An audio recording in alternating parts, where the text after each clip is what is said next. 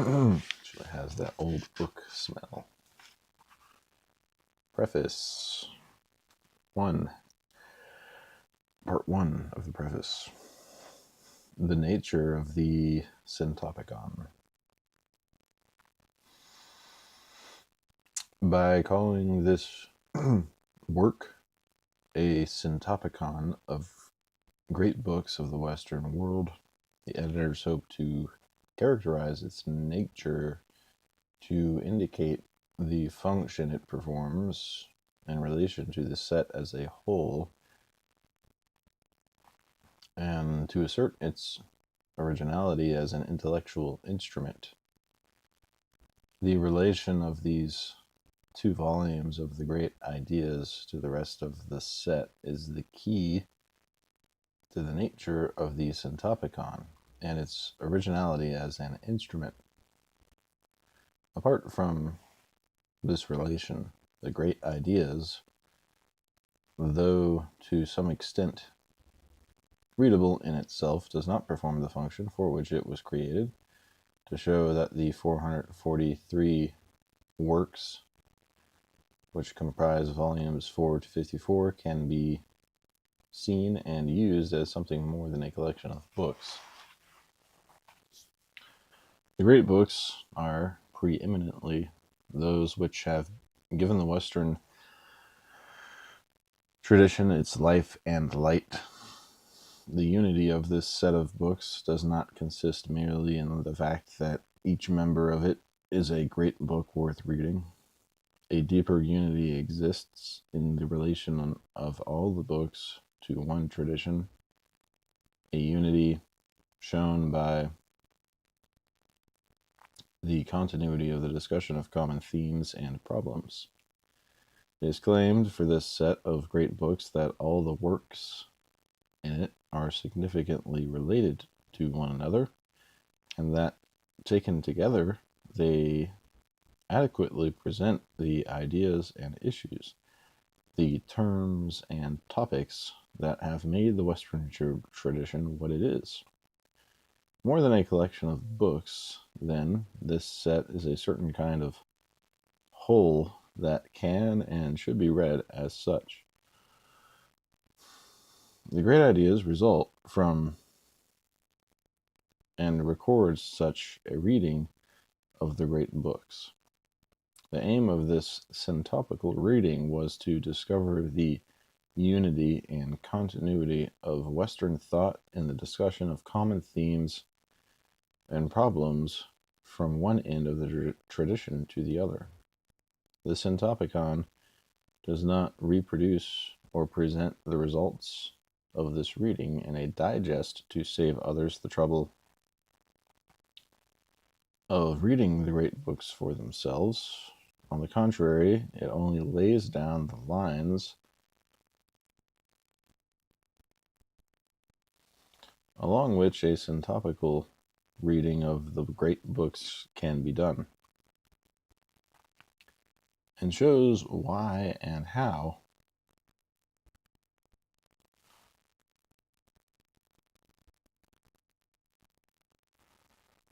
it should be done.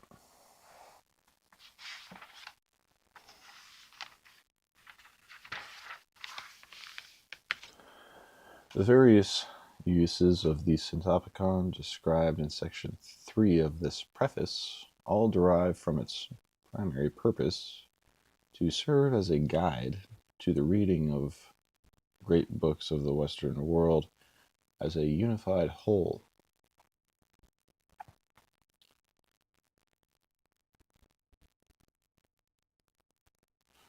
The lines along which a syntopical reading of the great books can and should be done are the main lines of the continuous discussion that runs through the 30 centuries of Western civilization. The great conversation across the ages is a living organism whose structure the syntopicon tries to articulate. It tries to show the many strands of the conversation between the greatest minds of the Western civilization on the themes which have concerned men in every epoch, and which cover the whole range of man's speculative inquiries and practical interests. To the extent that it succeeds, it reveals the unity and continuity of the Western tradition. It was with these considerations in mind that the editors called the great ideas a syntopicon of the great books, literally a collection of the topics which are the main themes of the conversation to be found in the books. A topic is a subject of discussion. It is a place at which minds meet to agree or disagree, but at least to communicate with one another about some common concern. Just as a number of minds, or what they have to say, can be related by their relevance to a common theme, so a number of topics can be related by their relevance to a common term. A single concept or category which generates a number of problems or themes for discussion. Hence, the syntopicon is organized first by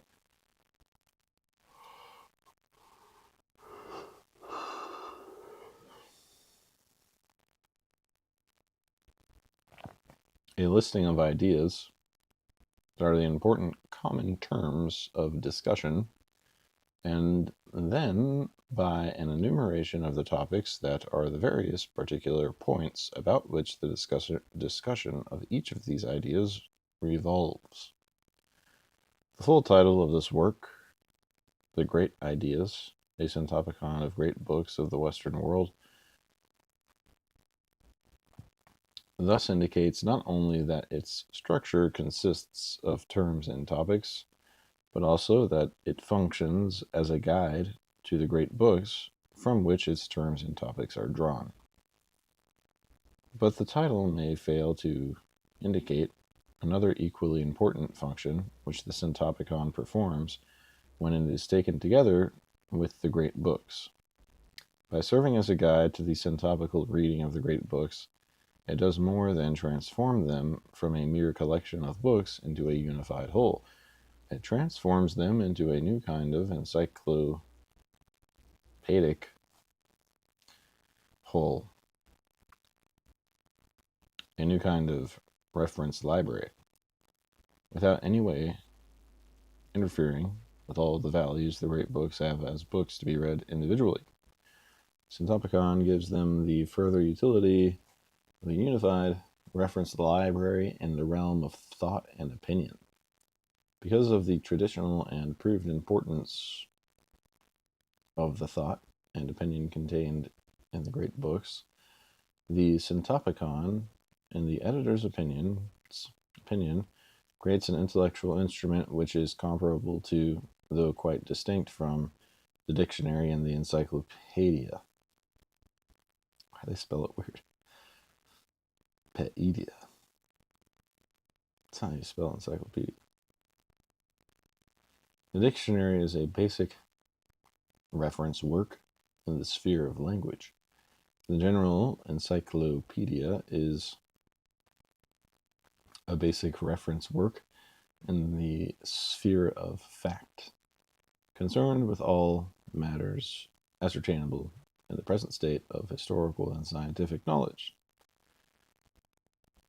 The syntopicon, these two volumes taken together with the rest of the set, is a basic reference work in the sphere of ideas, comprehending the wisdom and understanding accumulated thus far in all major fields of inquiry. As its utility is realized, it will, the editors hope, take its place beside the dictionary and encyclopedia in a triad of fundamental reference works.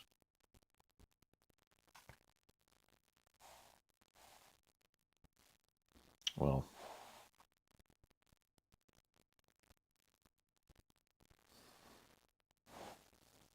two, The structure of the Syntopicon. The Great Ideas consists of 102 chapters, each of which provides a syntopical treatment of one of the basic terms or concepts in the great books. As the table of contents indicates, the chapters are arranged in the alphabetical order of these 102 terms or concepts, from angel to love in Volume 1 and from man to world in Volume 2. Following the chapter on world, there are two appendices. Appendix 1 is a bibliography of additional readings. Appendix 2 is an essay on the principles and methods of syntopical construction. These two appendices are in turn followed by an inventory of terms. Is a bibliography of additional readings. Is an essay on the principles and methods. Appendix 2.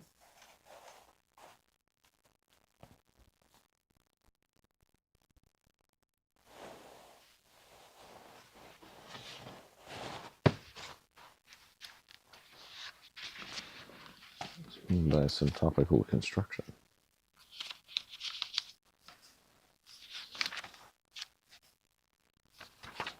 It's pretty long. The following essay is intended as a supplement to the preface. Preface is the editor's statement of the nature, structure, purpose, and uses of the Syntopicon, but as therein remarked, it does not treat the intellectual and editorial problems which were faced in constructing the Syntopicon, nor does it explain the principles and methods by which they were solved. Any sustained use of the Syntopicon will undoubtedly raise questions about these principles and methods. Such questions may arise from a purely speculative interest, or they may be prompted by a desire for more detailed guidance in the use of the Syntopicon. The ways in which it can be used, the procedures to facilitate its use, and the limitations to which its use is subject. This essay attempts to anticipate and to give systematic answers to such questions. Great idea, inventory of terms. Since different problems were faced and different principles followed in the several parts of the work, the essay is divided into the following sections. 1. The great ideas and the inventory of terms. 2. The outlines of topics and the cross-references. 3. The introductions. 4. The references. 5. The additional readings. The introductions, the references, the additional readings. You know what? I'd like to read at least part 3 of this, where he talks about the introductions, since that's what I'm considering meticulously reading all 102 of.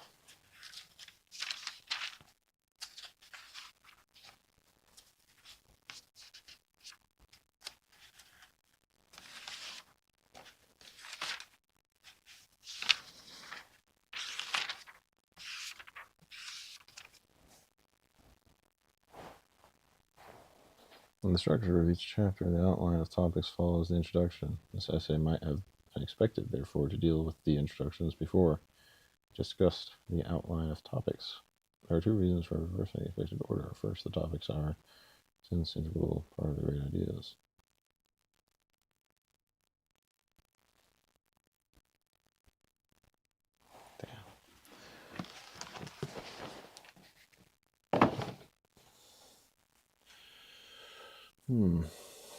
Okay.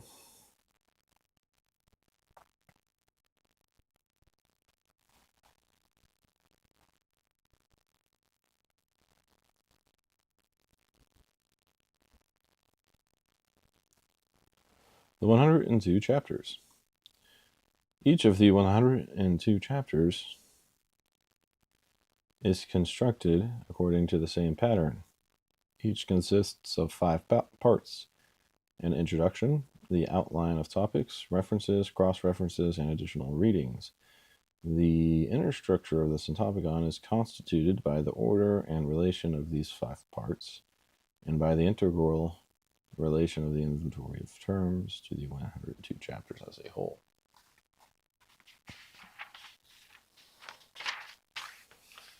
One, introduction. Each chapter begins with an essay which comments on the various meanings of the idea under consideration, and takes note of the problems it has raised and the controversies it has occasioned in the tradition of Western thought.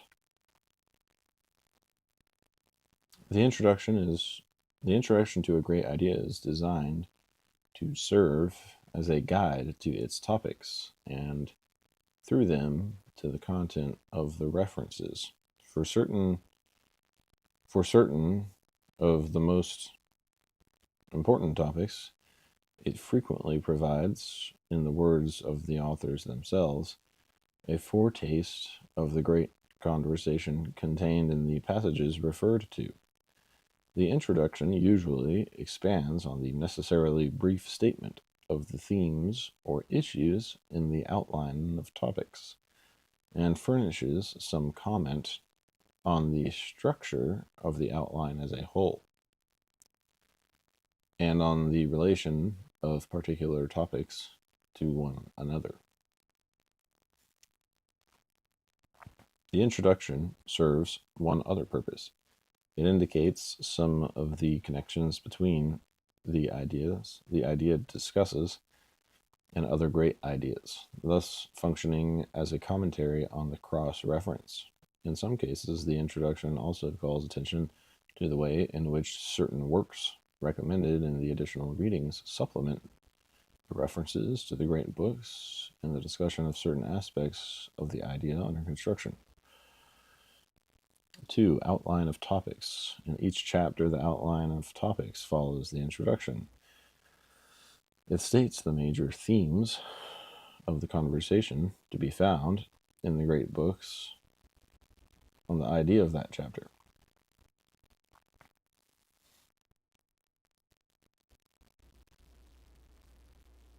It exhibits the internal structure of the idea by presenting its topics in relation to one another. There are about 3,000 topics in the Syntopicon as a whole, an average of 30 to a chapter, though the actual number varies from as few as 6 topics in a chapter to as many as 76.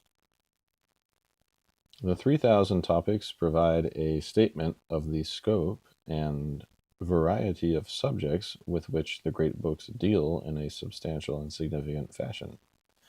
Since the topics are divided among 102 chapters, according to the great ideas under which they fall, the user of the Syntopicon can find a particular topic by turning to the chapter on the idea which is a central term expressed in the statement of that topic, or, if not actually present in the phrasing of the topic, is implied by it.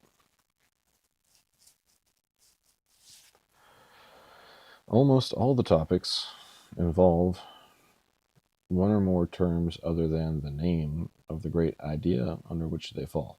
Hence, by consulting the inventory of terms, the user of the Syntopicon can ascertain whether the particular subject in which he is interested is represented by one or more of the 3,000 topics.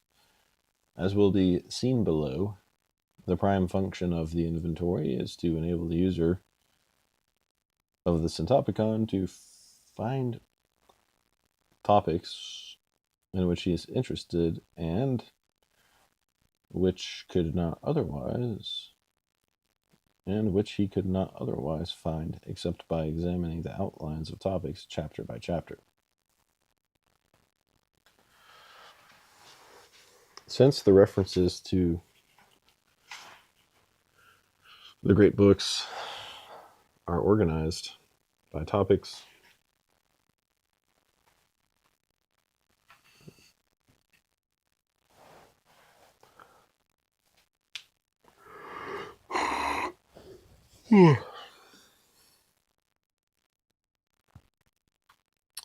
Since the references to the great books are organized by topics, the individual topic, rather than a great idea, is the elementary unit of the syntopicon. From the standpoint of the references, the great ideas are collections of topics. The same is true of all the other terms listed in the inventory of terms.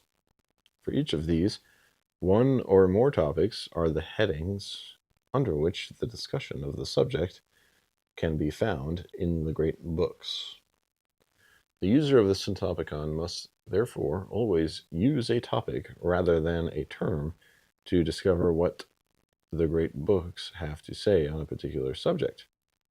However, with the help of the inventory of terms, he can always use a term to find the topics which either state or approximately represent the subject of his interest. For the convenience of the reader, the outline of topics in each chapter is keyed to the pages of the reference section which immediately follows. In the outline, the number to the right of a particular topic indicates on which page of the reference section it begins.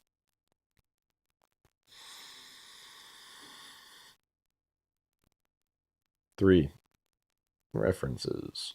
The references are the heart of each chapter, as the introduction and the outline of topics are designed to help the reader use the references. So the references, organized topically, are designed to enable him to turn to the great books for the discussion of a particular subject. For each topic, they locate by volume and page the relevant works and passages in great books of the Western world. There are about 163,000 references in the syntopicon as a whole, an average of 1,500 to a chapter, though the actual number varies from as few as 284 references in a chapter to as many as 7,065. Under each topic, the references are arranged in the order in which the authors and their work appear in great books of the Western world. References to the Bible, when present, are always placed first. The order of references enables the user of the syntopicon either to follow the discussion of some theme through the great books in the historical sequence, or to select particular authors or the authors of a particular period according to his interest.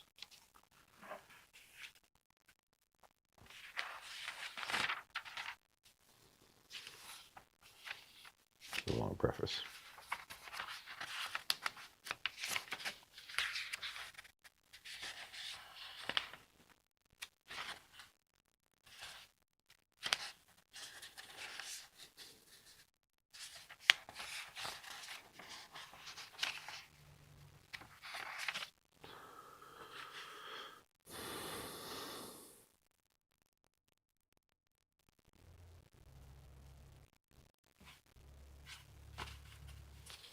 Just turn the page. Ideally, a syntopical reading of the great books in relation to any single topic should cover all the works or passages cited under that topic. Ideally, such a reading should proceed, in the first instance, at least, in the order in which the references are presented. Reading the materials in chronological order enables the reader to follow the actual development of thought on a topic. In many passages, later authors explicitly refer to earlier ones, and even more frequently, the expression of later views presupposes an understanding of earlier ones on which they are based or with which they take issue. But the individual reader may deviate from this ideal procedure in a number of ways, according to his particular interests. He may wish only to sample the materials referred to under a given topic, or he may wish to examine what a certain group of authors have to say on a particular topic. The reader may know sufficiently well the position of certain authors on the topic in question, and so may turn his attention to other authors whose works are cited there, or he may wish to examine thoroughly the thought of certain authors while merely forming a general impression of what others have to say. The reference section is so constructed that it permits the reader, almost at a glance, to follow any one of a wide variety of procedures. A brief explanatory note, repeated at the beginning of every reference section, gives the minimum necessary directions for going from the references to the passages to which they refer. For the sake of brevity, it offers only such information as is uniform for all of the works cited. If the reader wishes complete information concerning the way in which each particular work is cited, he will find this set forth by authors and titles in the explanation of reference style, which immediately follows this preface, and is also printed for the reader's convenience at the opening of Volume 2. The explanation of reference style contains a complete account of all the symbols and abbreviations used in the reference section, and gives examples of the usual typographical form of the references.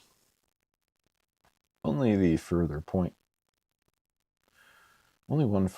requires comment here. In some chapters, a few topics contain no references. These topics serve in the outline as headings for other topics grouped analytically under them.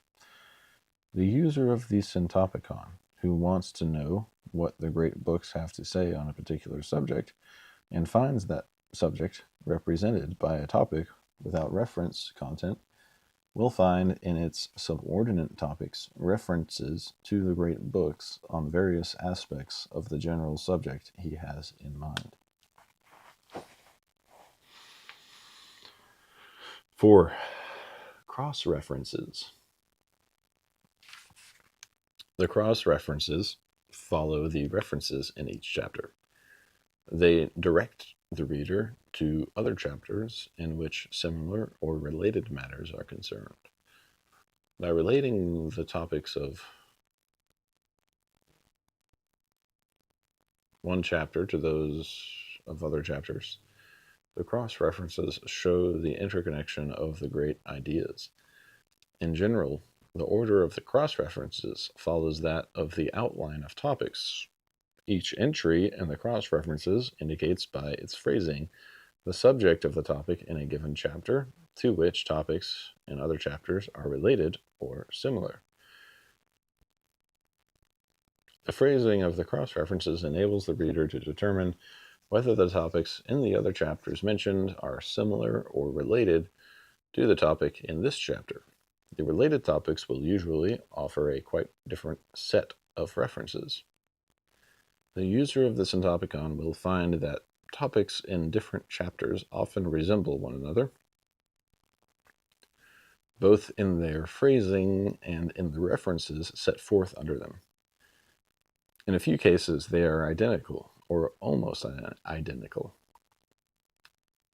But similar topics will usually differ in their reference content because the meaning of a topic is partly determined by the idea under which it falls, and by the surrounding topics which form its context.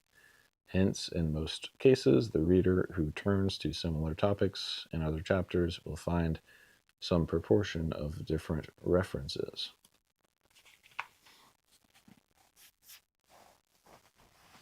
5.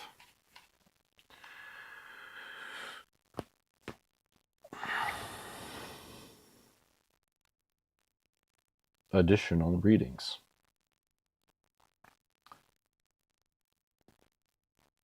Great Books of the Western World comprises 443 works by 74 authors. If we add the 77 books of the Bible, which are syntopically treated along with these published works, the number is 520. But this large number does not represent all the books which make signal contributions to the great conversation. in the sphere of each of the great ideas. The list of additional readings, which is the last part of each chapter, is a list of books recommended as companions to the works and passages cited in the reference section. For the ideas and topics of each chapter, they supplement or amplify the discussion to be found in the great books. They represent some of the works in the wider field of literature in which the great books occupy a central position. In each list of additional readings, the recommended titles are divided into two groups. First, works written by authors represented in the great books of the Western world, and second, works by other authors. Each group is listed chronologically. Whenever they are available, translations of foreign works are suggested. The existence of English translations is always indicated by the use of English titles. These are usually accompanied by the title in the original language. The 102 lists of additional readings, each constructed for the idea and topics of a particular chapter, contain in all 2,603 titles by 1,181 authors. For the convenience of the reader, the authors and titles in the 102 separate lists of additional readings are compiled into a single list in the Bibliography of Additional Readings, which is Appendix 1. See Volume 2, page 1143. In the Bibliography of Additional Readings, the authors' names are in alphabetical order, and the works of each author are listed alphabetically under his name. In addition, the bibliography provides useful information concerning authors and works, such as birth and death dates of authors, date and place of writing or publication, names of editors or translators, names of publishers, and names of standard collections in which individual works appear. A note preceding the bibliography explains the principles of its construction.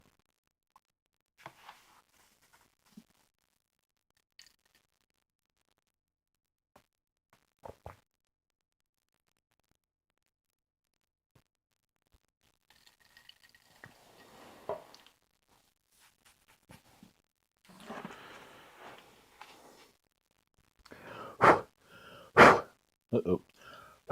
Drip some water.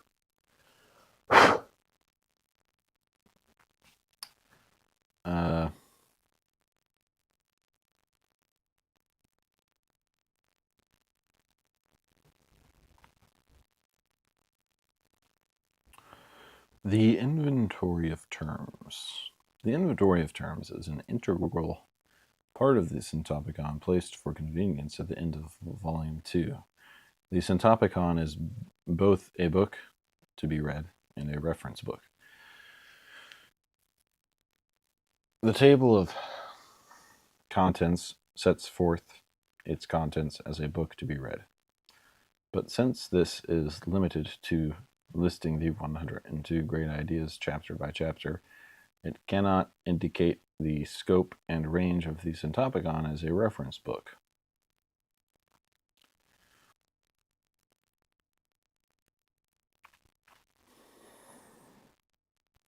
The inventory of terms performs that function. It serves as a table of contents for the Syntopicon as a reference book. The person who wishes to use the Syntopicon as a reference book in order to learn what the great books have to say on a particular subject must be able to find that subject among the 3,000 topics. The primary function of the inventory of terms is to enable him to find the topic or topics which either clearly express or approximately represent the subject of his inquiry. It does so by citing for each term listed the topics in which that term is a principal element. It cites these by giving the name of the chapter in which the topic appears and the number of the topic in that chapter. The reader can find the topic in which he is interested by looking in the inventory for the terms or terms that would appear in a statement of the subject. The user of the Syntopicon may have a broader interest that can be expressed in a particular topic. He may wish to examine the whole range of discussion of a basic concept, whether that be one of the great ideas or some other term. This may involve not one or two topics, but a large number, as is certainly the case for the great ideas, and for many other important concepts as well. Since the inventory of terms cites all the topics in which each term is significantly involved, it enables the reader to investigate the whole range of the discussion in the great books relevant to that term. Among the terms listed in the inventory are the names of the 102 great ideas. This does not duplicate the information furnished by the table of contents. For each of the great ideas, the table of contents locates only the whole chapter which deals with that great idea, whereas the inventory of terms usually cites topics in many other chapters in addition to the chapter on that idea itself. For the reader who wishes to explore the discussion of a great idea as thoroughly as possible, the inventory of terms supplements the topics to be found in the chapter on that idea, and even those mentioned in the cross-references of that chapter. The 1,800 terms in the inventory are listed alphabetically, and for each term, the relevant topics are cited in the alphabetical order of the chapters in which the topics occur. Sometimes the topics are divided into two groups of primary and secondary importance. Within each group, the chapters are alphabetically arranged. The inventory is likely to present only one difficulty to the person who consults it in order to find a particular topic. The first step in the location of a topic is accomplished when the reader turns in the inventory to the term that he thinks is involved in a statement of the subject of his interest. But finding a number of topics cited there, he must choose among them. There are two ways for him to proceed. One, he can examine the topics one after another until he finds the one which satisfies him as a statement of the subject. Or two, he can use the names of the chapters in which the topics occur as a clue to finding the topic which states the subject of his inquiry. Since the content of particular topics is largely determined by the idea under which they fall, the chapter names will quite frequently prove a reliable guide. A brief note. At the beginning of the inventory of terms, explains its construction and furnishes directions for its use. Nothing more need be said here of its structure or of its utility in making the Syntopicon a reference book, but a word should be added about the significance of the inventory in relation to the great ideas. The division of the Syntopicon into 102 chapters may give rise to the notice that its editors think there are only 102 ideas worth discussing. This number of really great, that is, primary or pivotal ideas may be smaller or larger than 102. That number represents an editorial judgment which was made in the course of constructing the Syntopicon. How it was reached is explained elsewhere. See Appendix 2, Section 1. But here it should be said that it does not represent a judgment by the editors that the 102 terms selected by them are the only concepts or ideas which have notable significance in the tradition of Western thought. The inventory of terms manifests exactly the opposite judgment. Its 1,800 words or phrases express important concepts. Though many of these will immediately be seen to have much less comprehensive or critical meaning than the 102 major terms of the Syntopicon. They all have general Okay. Though many of these will immediately be seen to have much less comprehensive or critical meaning than the 102 major terms of the Synopticon, they all have general currency or importance in some special field of inquiry. They also represent notions or topics which fall under one or more of the 102 great ideas.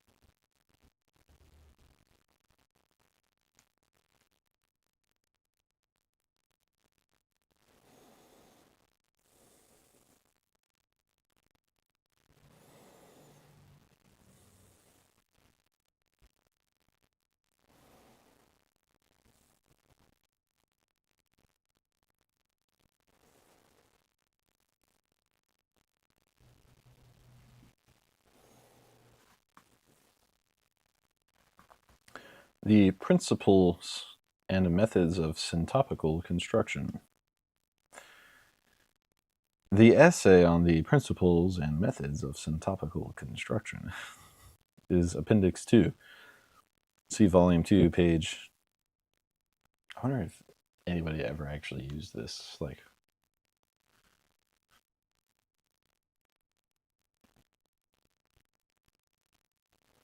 You just don't... I mean, it's cool. It's definitely, like... They managed to systematically categorize all these ideas and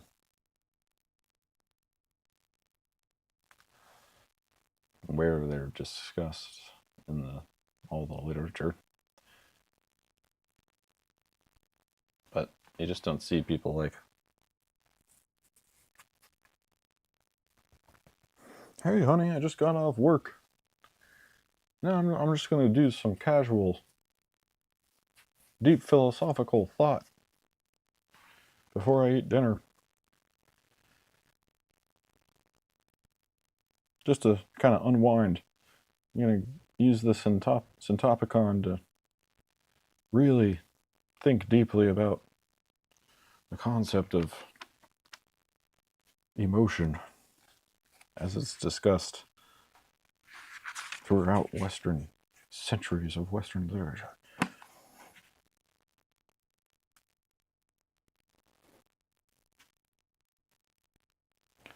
The principles and methods of syntopical construction. The essay on the principles and methods of syntopical construction is Appendix 2. See Volume 2, page 1219. It is intended as a supplement to this preface. The foregoing brief descriptions of the parts of the Syntopicon indicate its structure, but they do not explain how it was constructed. The work of creating each part of the Syntopicon raised many difficult intellectual and editorial problems. These problems, and especially the principles and methods by which they were solved, may be of interest to the reader after he has had some experience in using the Syntopicon, but probably not before. The editors decided to make the essay on the Syntopicon's construction an appendix to the work rather than burden the preface with an account of the methods employed and an exposition of the principles adopted. While freeing the preface from the burden of fuller explanations, they nevertheless hope to provide systematic answers to questions which might arise in the reader's mind as a result of using the Syntopicon.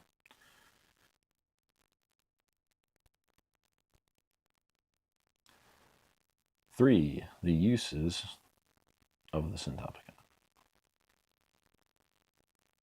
The foregoing discussion of the nature and structure of the Syntopicon has expressed the purpose for which it was designed, but it does not fully state all its possible uses. There are 4 basic types of usefulness which the editors hope the Syntopicon will have. 2 of these have already been mentioned. It was pointed out that the Syntopicon is both a reference book and a book to read. You're right, it is. That's what I was planning on doing. It's a book to read. 2 of these are 4 basic types of usefulness, which the editors hope the Syntopicon will have. 2 of these are already mentioned. It's been pointed out that both a reference book and a book to be read. But the Syntopicon is also intended to serve as an instrument of liberal education through the aid it can give to a certain kind of study and teaching of the great books.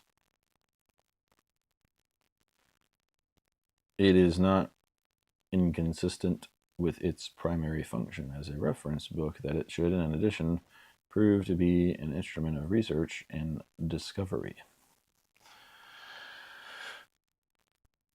1. The Syntopicon as a reference book. The description in section 2 of this preface of the parts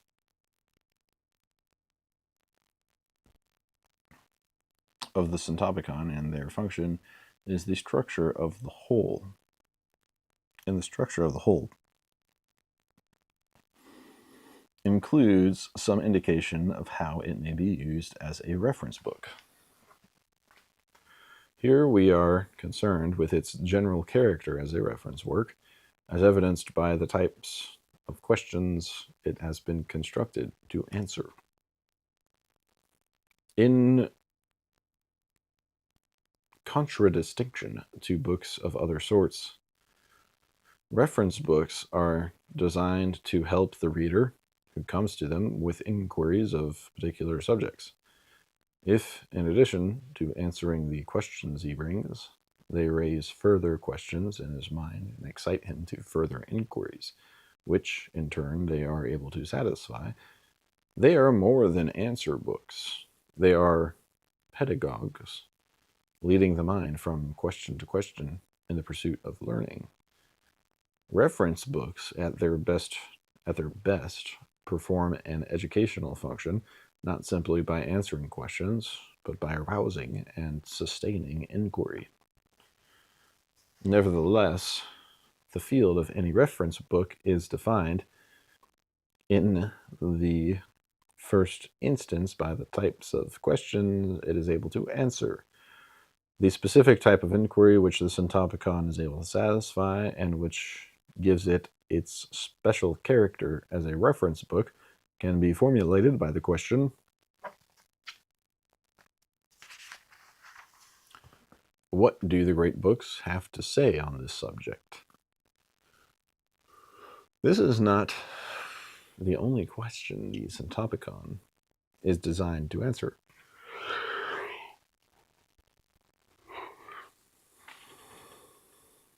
But it is the primary one.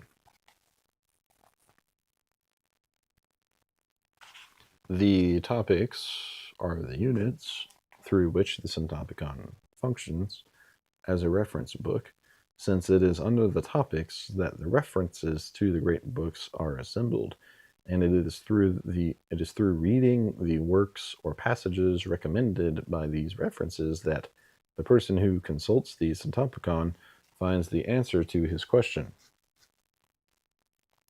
To his question, what do the great books have to say on this subject? The range and variety of the particular subjects of inquiry on which the Syntopicon can be consulted is indicated quantitatively by the number of topics and terms. 2,987 topics are covered in the 102 chapters. 1,798 terms are listed in the inventory of terms qualitatively. Period.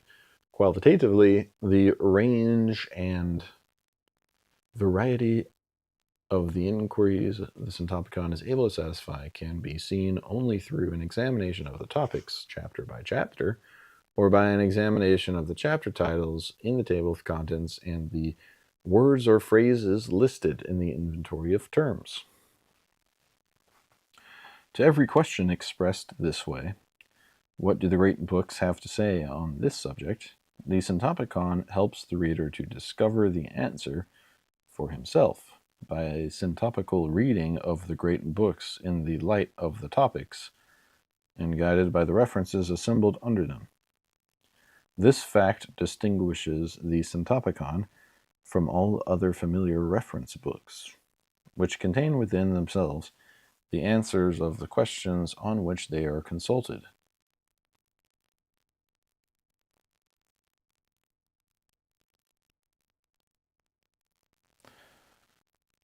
The Syntopicon does not contain the answers, but only a guide to where the answers can be found in the pages of the great books. The references which constitute this guide do not tell the reader what the great books have to say on a particular subject. They only tell him where to read in the great books in order to discover for himself the thought and opinion, the imagination and emotion in which the authors of these books have expressed their minds on this or that particular subject. For this reason, it was said earlier in this preface that only when it is taken together with the great books themselves does the Syntopicon create a reference library in the sphere of thought and opinion. While this is true for the primary type of question which the Syntopicon is designed to answer through its system of references to the great books, it is not true, at least not to the same extent, for the subordinate types of questions now to be considered. The question, what themes have been discussed in the tradition of Western thought under this idea, is answered in the first instance by the outline of topics in the chapter on each of the great ideas. If the reader becomes interested in the actual content of the discussion under one or more of these topics, he will then be asking the primary sort of question, to which the references assembled under these topics provide the beginning of an answer, and the great books the fullness of it. The question, to which of the other great ideas is this idea related, and how is it related, is answered by the cross-references in the chapter on each of the great ideas. The cross-references enumerate the topics in other chapters which are related to the topics covered by the idea in question. The introductory essay on the idea also usually contains references to other introductions in which related ideas are considered. By reading the introduction and examining the cross-references, a person can use the Syntopicon to discover, at least initially, the connections between one great idea and others. The question, what books other than those published in this set contain important discussions of this idea, is answered to some extent by the additional readings listed in the chapter on each of the great ideas. The question, what is the history of the idea, its various meanings, and the problems or controversies it has raised, is answered, at least initially, by the introduction to the chapter on each of the great ideas. Here, as before, is if the reader's interest is aroused to further inquiry, the topics, the references under them, the passages in the great books referred to, and the books listed in the additional readings provide the means for a fuller exploration of the idea in varying degrees of thoroughness and ramification.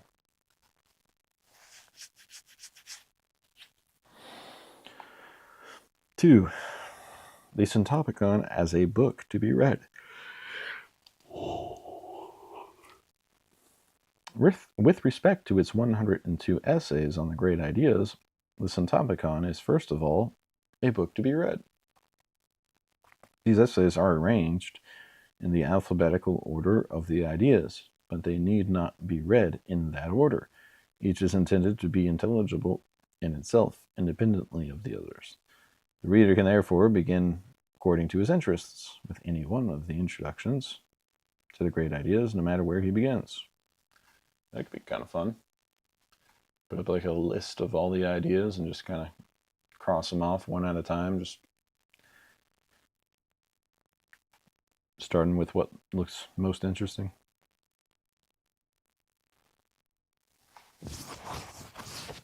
Maybe I'll do that. Put a little list right here in this black bar area.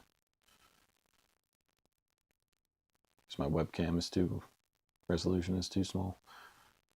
Just put it along here. All 102 ideas.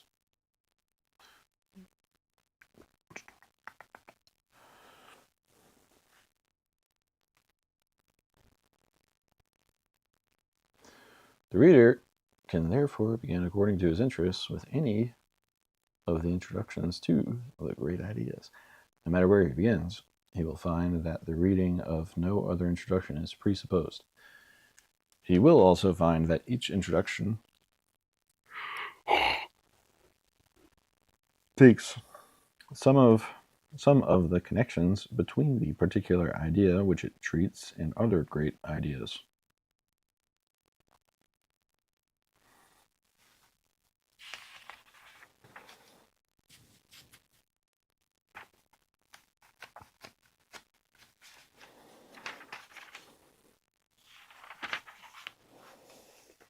With whatever idea he begins, the introductory essay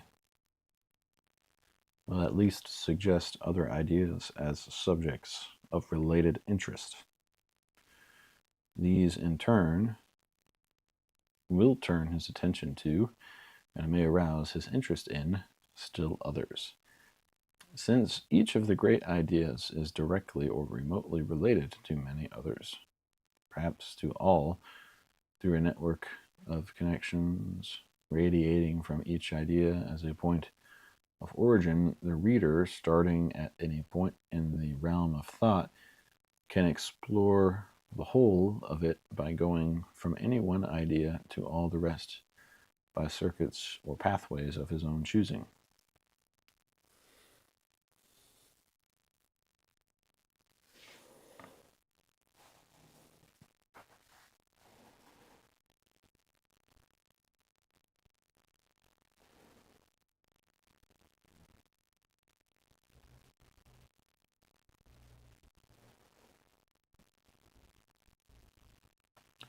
The reading of one or more introductions should also turn attention to the outlines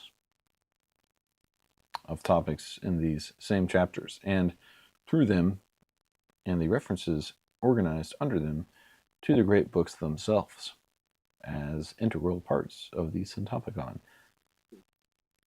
Period. As integral parts of the Syntopicon, the introductions to the great ideas are not intended to satisfy the reader's interest, but rather to arouse it, and then direct it to the great books.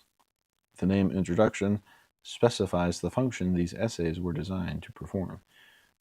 When they function effectively as introductions to the outlines of topics and references, they implement the use of the Syntopicon not simply as reference book, but as an instrument of liberal education. 3. The Syntopicon as an instrument of liberal education. The Syntopicon serves the end of liberal education to the extent that it facilitates the reading of the great books, and beyond that, the study and teaching of them.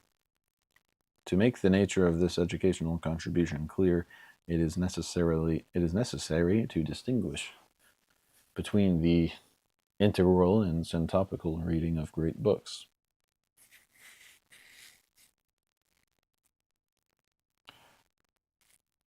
Integral reading consists simply in reading a whole book through, but syntopical reading does not consist simply in reading parts of a book rather than the whole. It involves the reading of one book in relation to others, all of them relevant to the consideration of the same topic. In some cases, as the references show, whole works are cited along with passages from other works, which may be as short as a paragraph or as long as a chapter or a series of chapters. For the most part, a syntopical reading consists in reading passages of varying length rather than whole works. But the point remains that the essence of syntopical reading lies in the juxtaposition of many authors under the same topic, and in consequence, the reading together of their works in whole or part. Neither of these two types of reading can ever be a substitute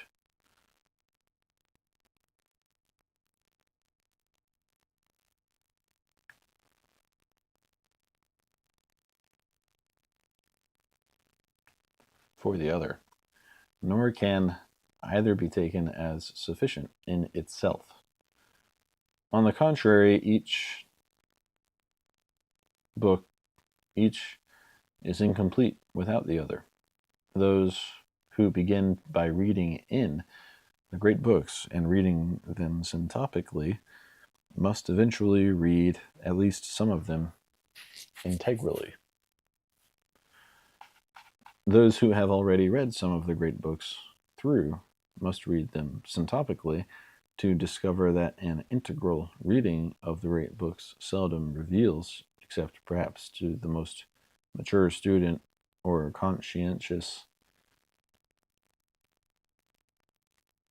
scholar. For each of these two sorts of persons, the beginning reader and the more advanced student or scholar, the syntopicon functions differently, and the syntopical reading of the great books serves a different purpose.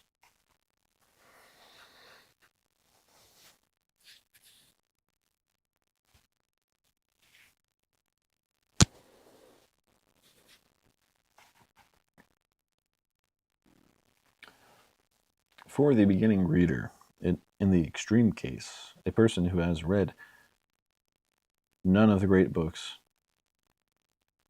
a syntopical reading done in accordance with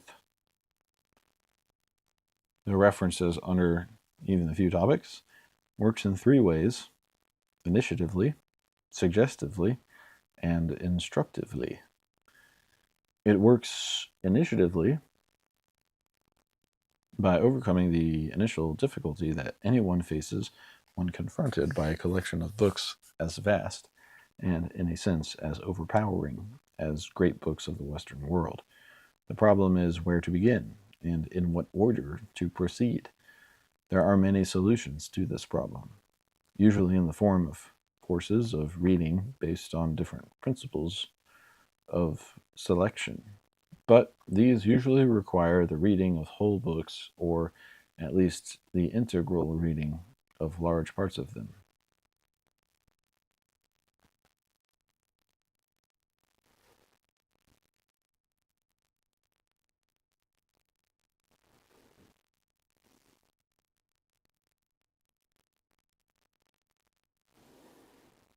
It is a matter of general experience that this kind of solution seldom achieves the intended result. A syntopical reading of the great books provides a radically different sort of solution, which promises to be more effective. It initiates the reading of the great books by enabling persons to read in them on the subjects in which they are interested, and on those subjects to read relatively short passages from a large number of authors. It assumes only that every educable mind has some interest in one or more of the themes, problems, or ideas on which the great books touch. A syntopical reading may also work suggestively, starting from a reader's existing interest in a particular topic. It may arouse or create an interest in other topics related to those which initiated his reading in the great books. The syntopical reading of a collection of authors under a particular topic may also impel the reader to look beyond the passages cited.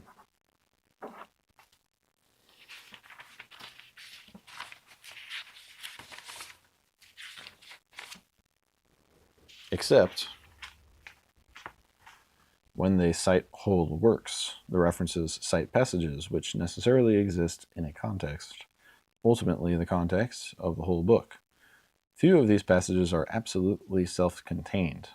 For few of them can it be said that it will be finally satisfactory to read them without looking further into the author's thought. Hence, proceeding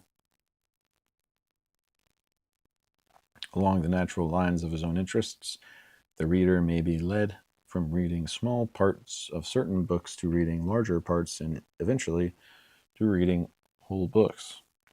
If this process is repeated, each syntopical reading may occasion and stimulate a more and more extensive integral reading of the great books. Working initiatively and suggestively, syntopical reading opens the great books as the pages of maximum interest to the individual, and, by the force of the passages read and their dependence on context, carries him from reading parts to reading whole works. Syntopical reading works instructively when it guides the mind in interpreting and understanding the passages or works being read. It does this in three ways. First, the topic in connection with which the passage is being read serves to give direction to the reader in interpreting the passage, but it does not tell him what the passage means, since the passage cited may be relevant to the topic in any one of a number of ways. Hence, the reader is called upon to discover precisely what relevance the passage has to the topic. To learn to do this is to acquire a major skill in the art of reading. Second, the collection of a number of passages on the same topic, but from different works and different authors, serves to sharpen the reader's interpretation of each passage read. Sometimes, when passages from the same book or author are read in sequence and in the context of one another, each becomes clearer. Sometimes the meaning of each of a series of contrasting or conflicting passages from different books or authors is accentuated when they are read against one another. And sometimes the passages from one author, by amplifying or commenting on the passages cited from another, materially help the reader's understanding of the second author. Third, if the individual does a syntopical reading of the great books under a number of distinct topics, the fact that the same passage will often be found cited under two or more topics will have its instructive effect. As relevant to distinct topics, the passage must have an amplitude of meaning which the reader will come to perceive when he interprets it somewhat differently in relation to different topics. Such multiple interpretation not only is a basic exercise in the art of reading,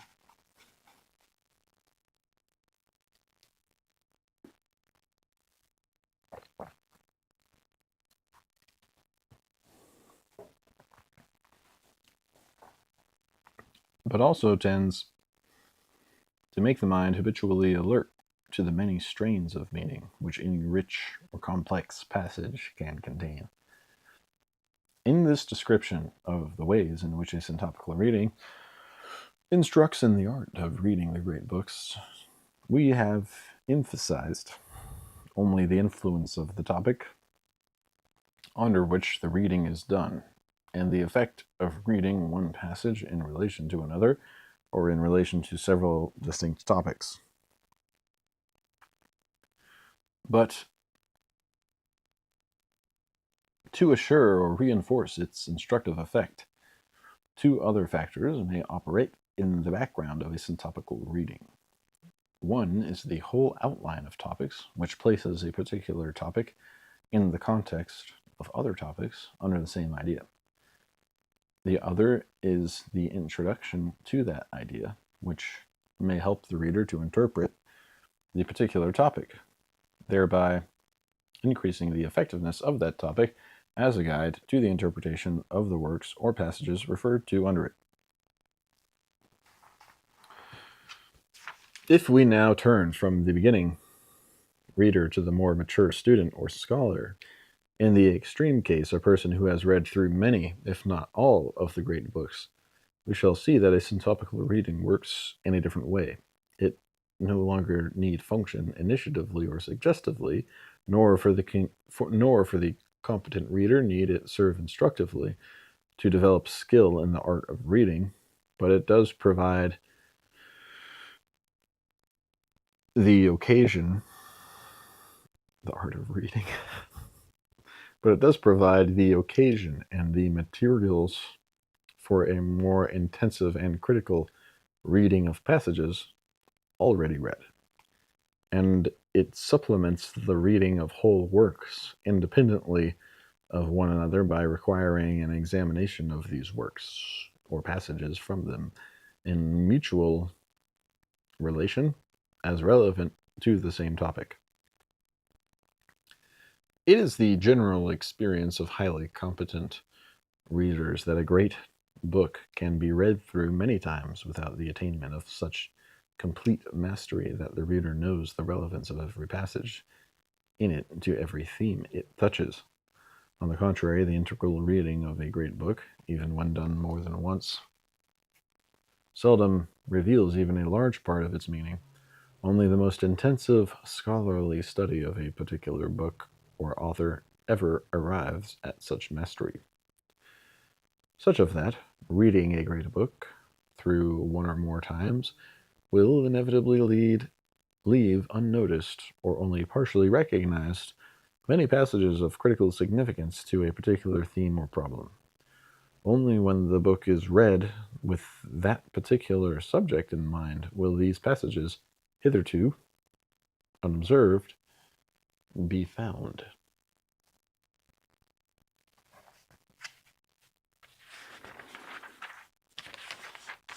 Hitherto. The truth of this can be verified by accomplished readers of the great books if they will examine under particular topics passages from books they have already read or even studied to some extent, unless their previous reading of the books was done in the light of the particular intellectual interest represented by this topic, they are likely to find some passages that they never saw before, or at least never fully recognized as having the significance they take on when read syntopically.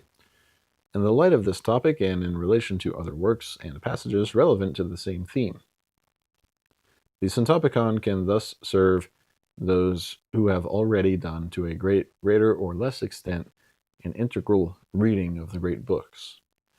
The method of syntopical reading not only provides a different and rewarding way of reading them, but also carries the study of them to deeper and deeper levels of understanding. It overcomes the defects of the ordinary integral reading in several ways. It involves reading the great books in relation to one another rather than in isolation. It supplements the knowledge of whole works by concentration on the significance of parts. Taking each of 3,000 topics as the occasion for a purposeful reading in all the great books, it makes possible the close study of each work in relation to all the problems or issues on which it bears. There is still another way in which the method of syntopical reading can advance the study of the great books, or rather a studious use of them.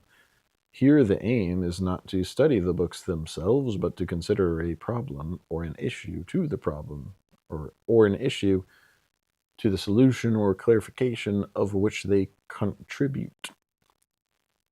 The particular problem may involve many topics in one or more chapters. It may involve a number of great ideas and many subordinate terms. The organization of this syntopicon enables the student of such a problem to discover the range of the terms and topics traditionally involved in its consideration. The references enable him to examine systematically, in their chronological order or in any order he wishes, the record of Western thought concerning this problem, so far as it is concerned in the great books. The additional readings supplement these materials by citing other books which bear upon the problem more or less directly.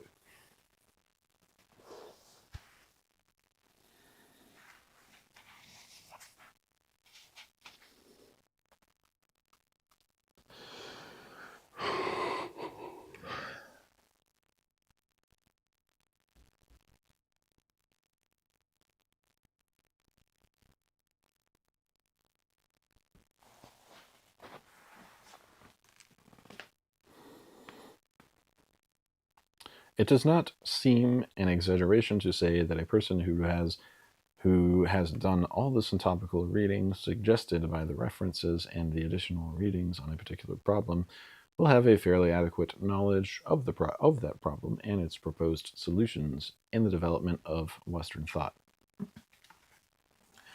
The syntopicon should be able to save the person who is beginning his inquiry into a certain problem much of the preliminary labor of research and advance him rapidly to the point where he can begin to think independently about it, because he knows what thinking has been done. For the scholar already advanced in his research on a given problem, it may still be possible for the syntopicon to serve some good purpose as a reminder or a check. It may even uncover a neglected passage or throw new light upon one by placing it in the context of other passages.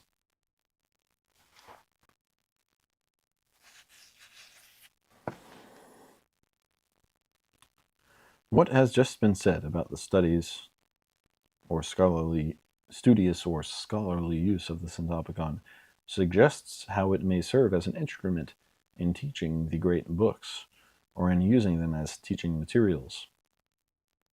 For the most part, the great books enter the curricula of schools and colleges engaged in liberal education only by way of courses in which some of these books, or most of them, are read integrally. Even when they are read in selections rather than as wholes, they are, for the most part, used as materials in a general course of study rather than as applicable to the study of particular subject matters. Without detracting from or competing with the unquestionable value of such procedures, the syntopicon offers another pedagogical use of the great books. The method of syntopical reading makes them available to the teaching of courses concerned with particular subject matters, or in the conduct of seminars devoted to the study of particular problems. In certain cases, it may encourage the reading of the great texts in place of textbooks. For a particular problem or subject matter, whose name is either one of the great ideas or a major term in the inventory of terms, the syntopicon suggests some, if not all, of the topics which deserve to be studied, and some, if not all, of the works which deserve to be read in whole or part. It thus provides a set of materials organized so as to be adaptable to the method and interest of the individual teacher. For example, at one extreme, the teacher can use the syntopicon merely as a guide to supplementary reading. At the other extreme,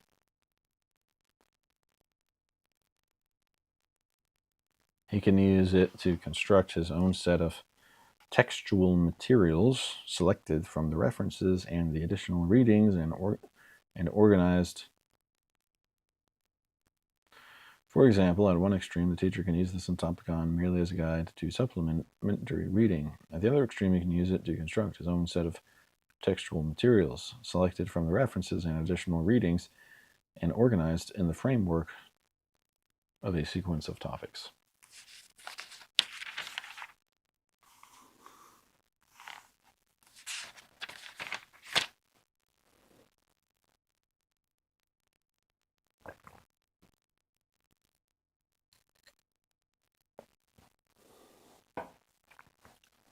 Four, the Syntopicon as an instrument of discovery and research. What has already been said about the use of the Syntopicon by the serious student or even the advanced scholar in the sphere of particular problem or subject matter obviously covers part of the Syntopicon's utility as an instrument of research or discovery, but there are three special types of inquiry for the pursuit of which the Syntopicon seems to be especially adapted. The first of these is the study of the history of ideas. The chapter on each of the 102 great ideas presents the record of thought in the form of references to the great books organized under each topic.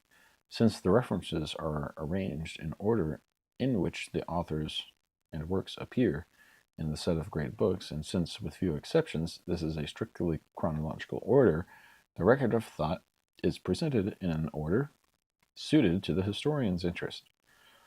The additional readings which supplement the great books in the record are also arranged chronologically.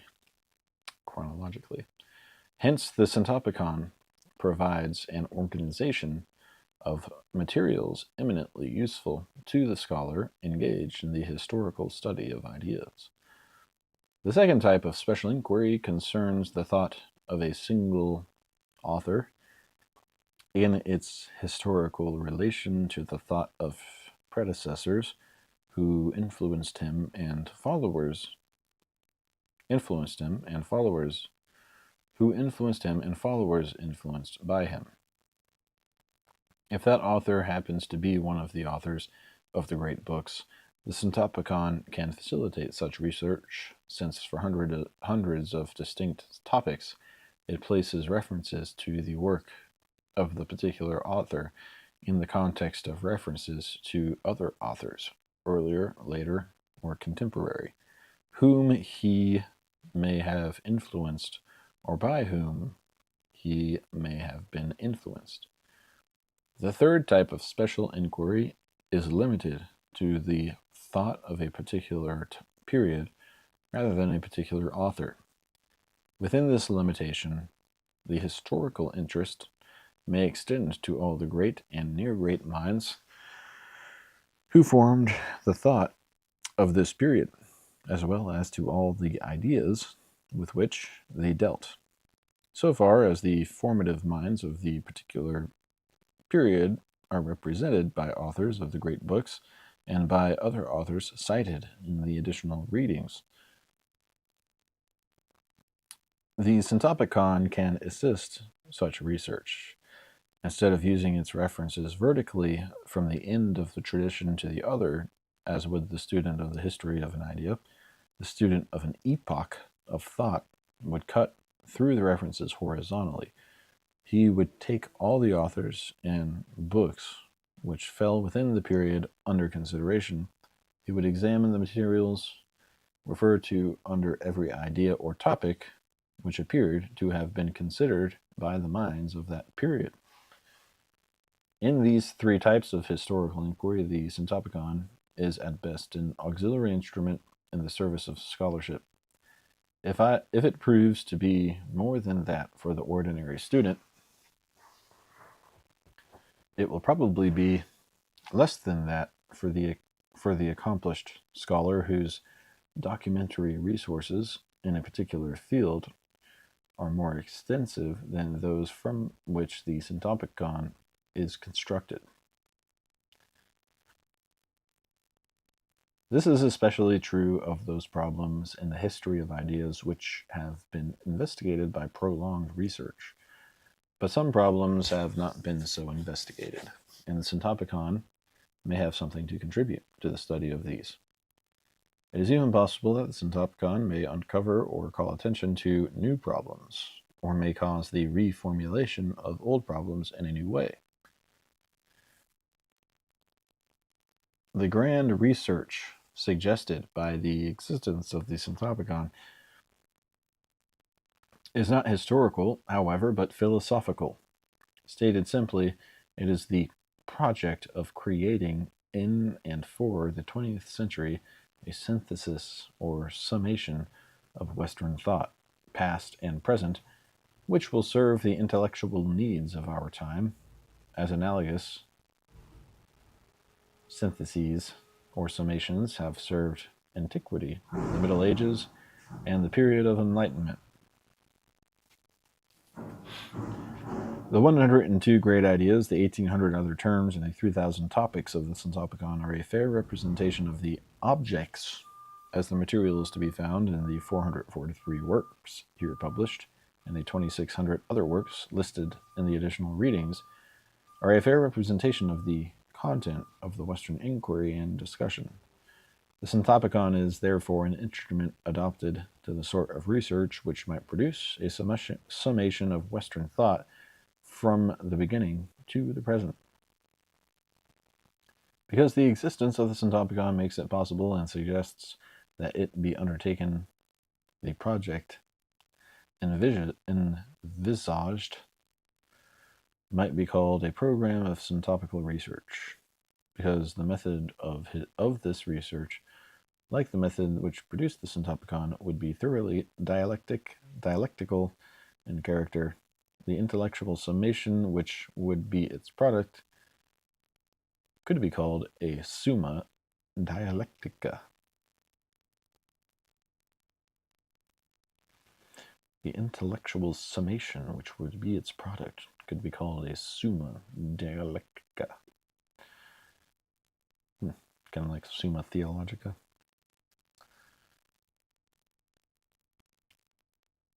Wow. And that's it for the preface.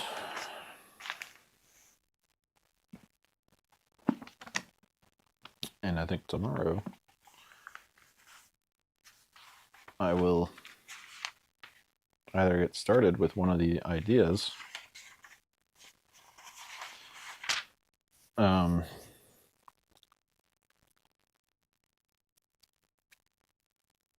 I'll create that list on the side here that I can strike through one at a time.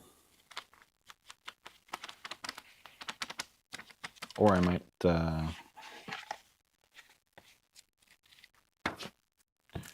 read the essay that I was looking at about a syntopical construction. How many words or pages is that?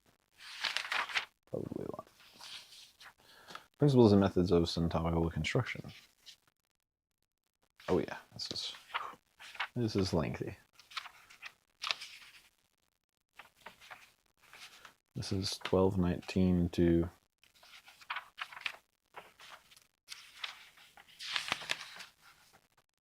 1299. It's 80 pages. I suppose I could just read the one section about the introduction.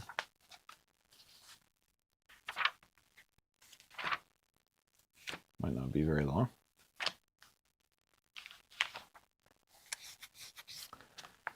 Part 3, 1254 to 1265. Oh yeah, that's only 11 pages. Maybe I'll read that tomorrow. That would probably take, it might not take that long. These are big pages with a lot of words on them. But you would take like an hour maybe. The introductions. 1254. I lost my bookmark.